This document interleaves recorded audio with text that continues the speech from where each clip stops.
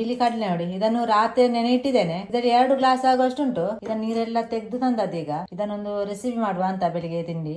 ಈ ಕಡಲೆಯನ್ನು ಕುಕ್ಕರಲ್ಲಿ ಬೇಯಲಿಕ್ಕೆ ಇಡುದು ನಾನು, ಅದು ಬೇಗ ಬೇಯಲಿ ಅಂತ. ಅದಕ್ಕೆ ರುಚಿಗೆ ಬೇಕಾದಷ್ಟು ಉಪ್ಪು ಹಾಕುವ. ಸ್ವಲ್ಪ ಶುಂಠಿ ಒಂದು ಜಜ್ಜಿ ಹಾಕಬೇಕು, ಇಲ್ಲದ್ರೆ ಗ್ಯಾಸ್ಟ್ರಿಕ್ ಆಗ್ತದೆ ಕೆಲವರಿಗೆ. ಶುಂಠಿ ಹಾಕಿದ್ರೆ ಗ್ಯಾಸ್ಟ್ರಿಕ್ ಆಗುದಿಲ್ಲ.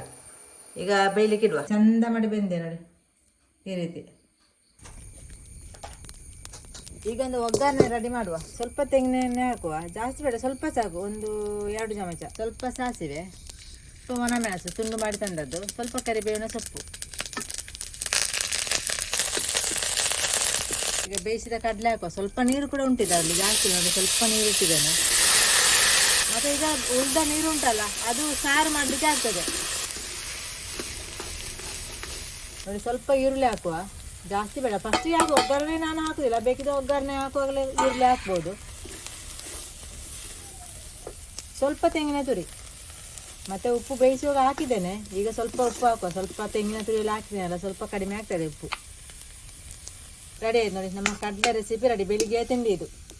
ನಾವು ವಾರಕ್ಕೆ ಒಮ್ಮೆ ಆದ್ರೂ ಈ ರೀತಿ ಮಾಡ್ತೇವೆ.